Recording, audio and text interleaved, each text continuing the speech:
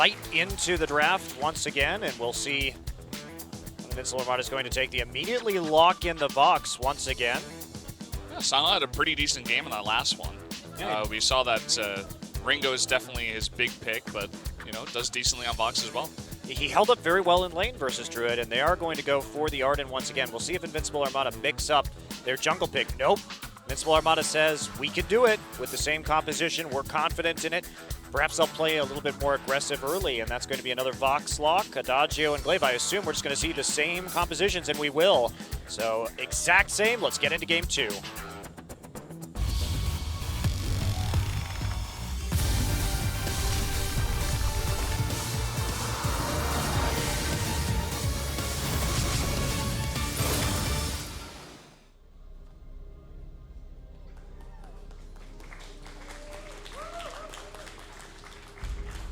Game 2 of our third place match here at the Vainglory International Premier League. And both teams very confident in their team compositions that they ran last time.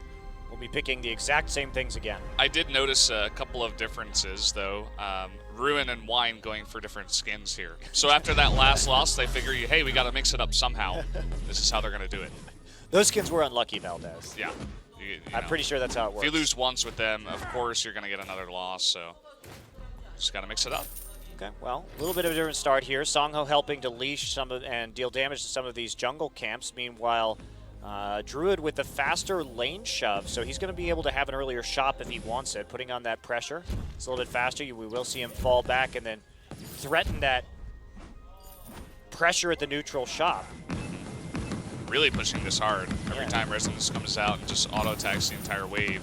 Songho taking a bit of damage here from this this lane, actually. Yeah, just from the bounces from the Resonance on the minions. And Druid will walk off, head back very safely to his turret. But a little bit of more early pressure, and we see some of those scout traps going down. So pQq gets some deep vision early on, and we'll see what they can do with it. They are setting up for a gank right now. Here comes Ruin, not going to find Songho, though. Songho will back off. He has to be careful, doesn't have that Sonic Zoom yet, only level 1. Yeah. No Sonic Zoom, no boots. This is the most vulnerable time for any laner here. And especially for Vox, as you mentioned, with that Sonic Zoom. Trying to set up the Glaive gank. Once he did hit 2, get that afterburn up. Yeah, so Druid, just because of that lane pressure, will go back for the first shop right here and pick up the Tornado Trigger, or Blazing Salvo, rather. And some boots and a flare there as well. Knows he has to be careful against the Glaive on the other team as well, especially with that Arden. You can get the Glaive behind you very, very fast. Okay, well, Invincible Armada now taking that opportunity of having Songho down by the shop to do a little bit of damage, but they are going to have to afterburn out. There's a stun onto Malloa. Druid joining the fray right now. Wine already a little bit low. There's an afterburn coming in. Wine using his boots will get stunned into the wall. Druid now trying to pursue Wine through. A few shops on the jungle, and Malloa dueling with Songho. Songho has to be really careful, though. Scout Trap will chunk Druid, but pQq taking an assertive position in the enemy jungle right now. Rain's still going after Ruin right here. Doesn't have his afterburn. 1 second. He's not going to commit. Yeah, not. Oh, gets 2 kills. Rain with the play underneath the turret. He's going to fall for it, but absolutely worth. Or is he? There's the gift of fire, and that's going to be a kill for Malloa. And wow, what a play there by Rain, coming in and getting the damage onto 2 players, and pQq just outplaying Invincible Armada in the early game. Holy crap, that was insane. Just the amount of damage, the overall presence of mind as well, to know that he could pull that off. And you see him coming in right here. There we go, just gets the damage down.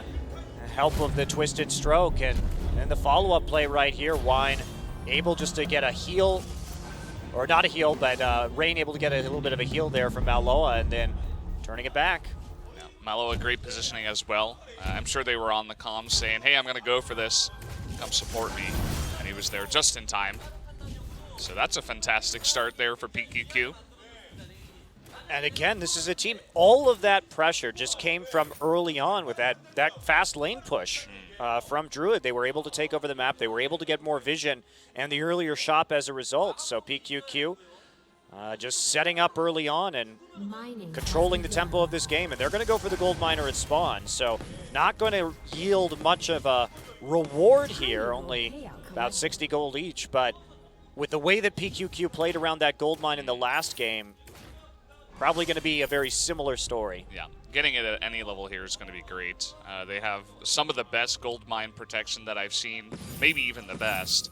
Malo are really consistent with the minion candies, putting them on even from the beginning. A bit of a face check here from pQq. What can they do? Wine going to knock him back, and that's going to be Rain having to get out with the afterburn. Maloa now on the run. Used his sprint boots. Can he actually escape here? Looks like he will just barely, but Druid coming through with nearly full HP, will clear out a scout trap and keep on running. He's going to try and take some of these jungle camps.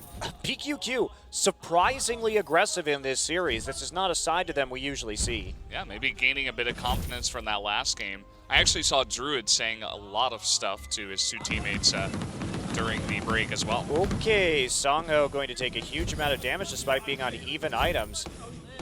Has to back off. Druid just getting the drop on him a little bit. And Druid now back into the tri-brush once again. Has a scout trap there. And it's just a lot about counter jungling right now. pQq just slowly encroaching on the camps from the Invincible Armada team.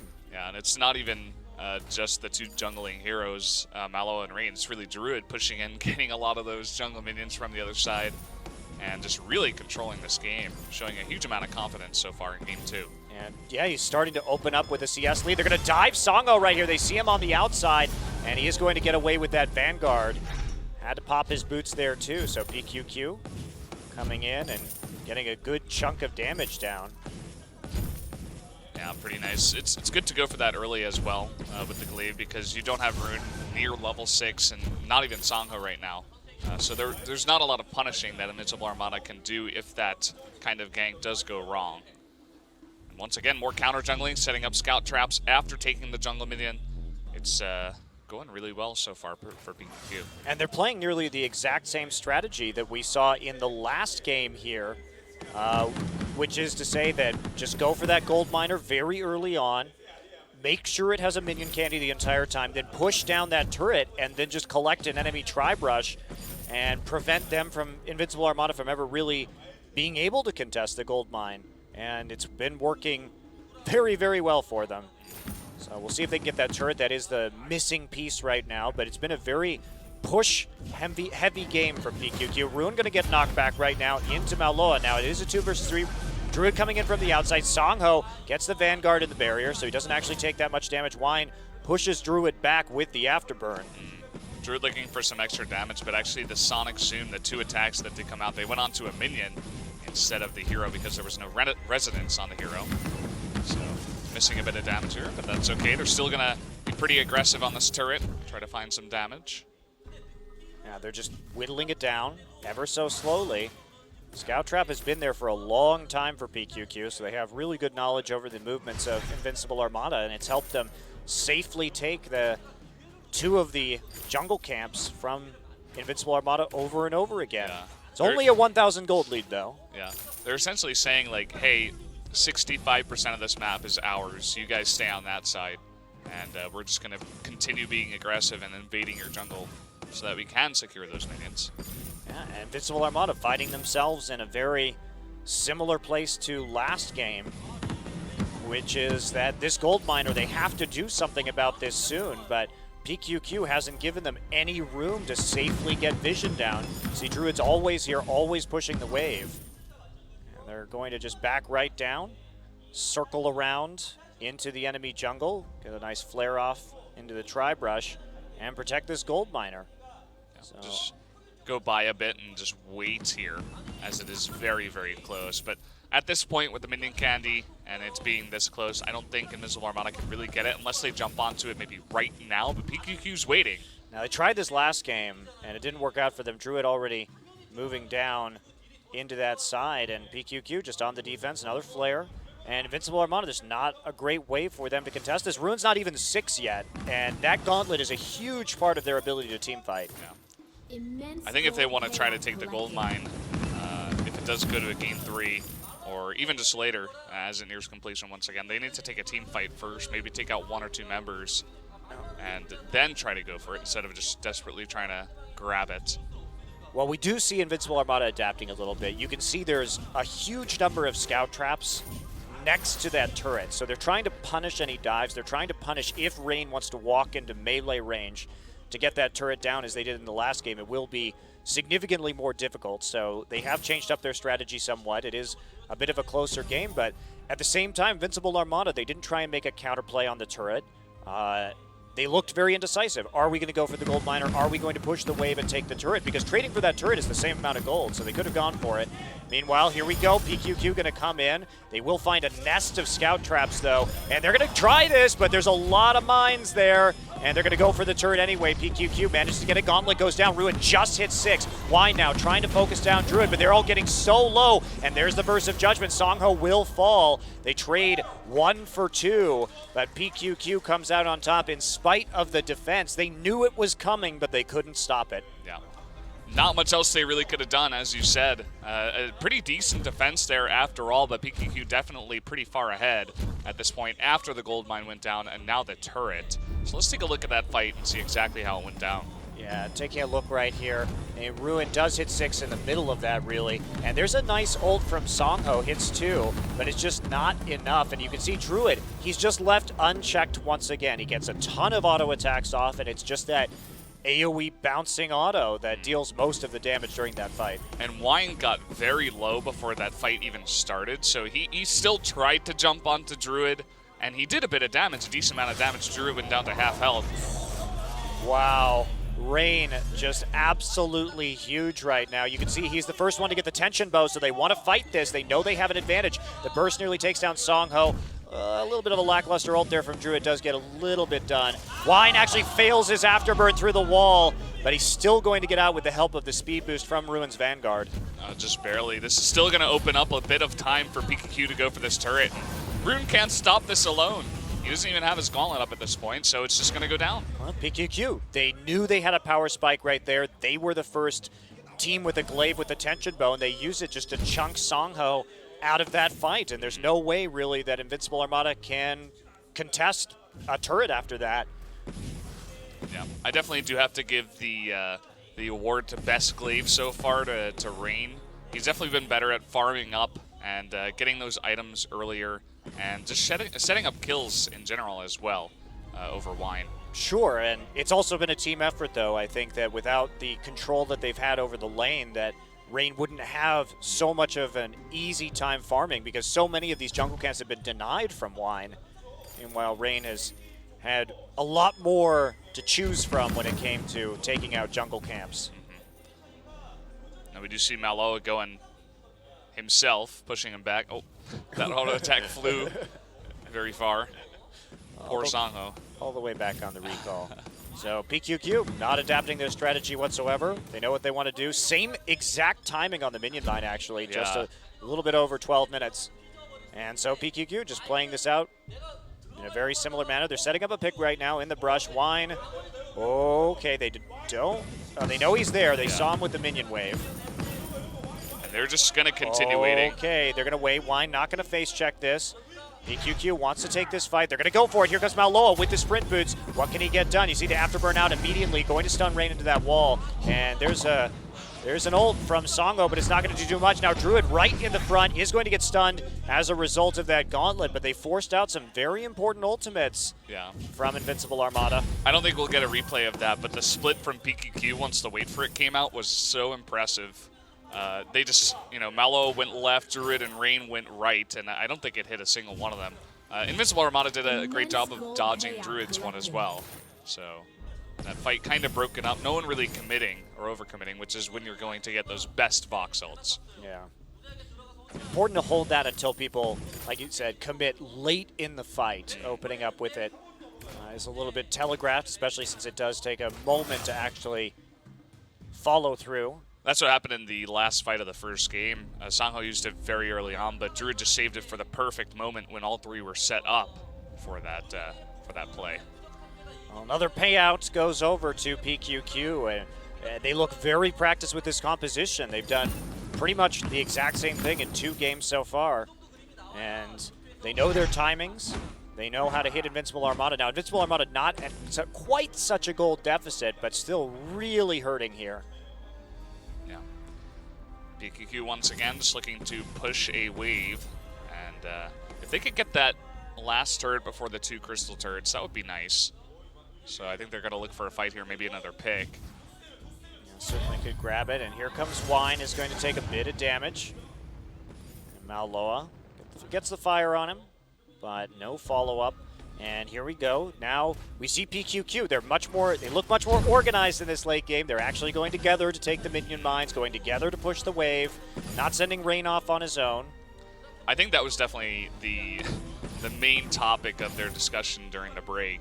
Druid definitely seemed a little bit adamant about the fact that they have to stick together. Even though it was Druid himself getting caught out a couple of times, maybe he was saying, hey, let's stick together this time around and really crush them. Yeah, play a clean game. And they're going to go back and defend this, see if they actually start the Kraken during the spawn. Might as well give it a shot.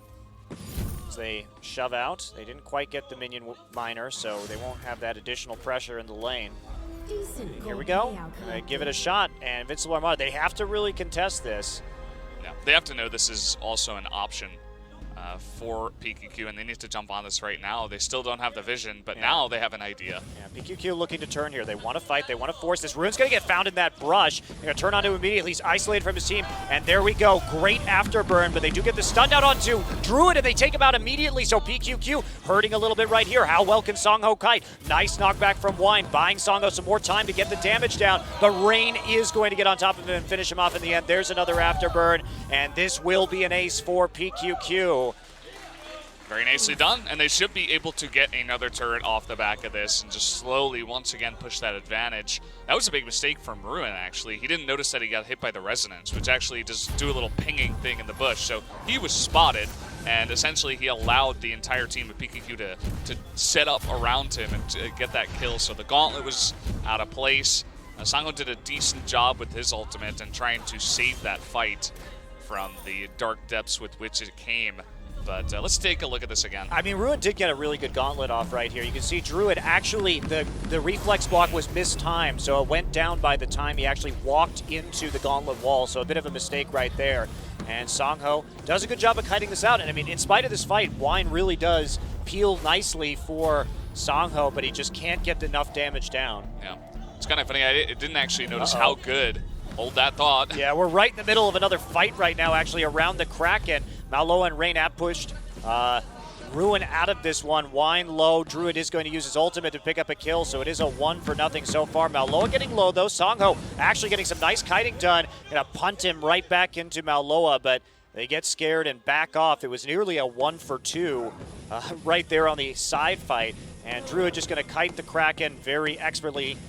He's got great animation canceling. Oh, he's actually using a little pen there for his phone. I didn't actually know that he did that. Interesting.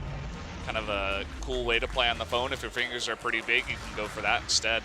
Maybe I'll try that. Can't fat finger that one, Valdez. Yeah. That's me as well. I got these big fingers. It's kind of hard to... I'm going to start using a pen, guys. Okay. Well, Invincible Armada now. Defending this wave. Yep. I know the Kraken's coming in. pQq staying well ahead of it, making sure there will be minions there. They look like they're falling back. Now, one of the first things you said, actually, when we got into this is how this composition, both of them are not good at sieging.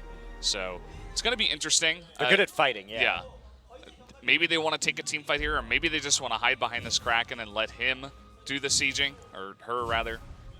Is it a her? I think it is. Okay, I don't know.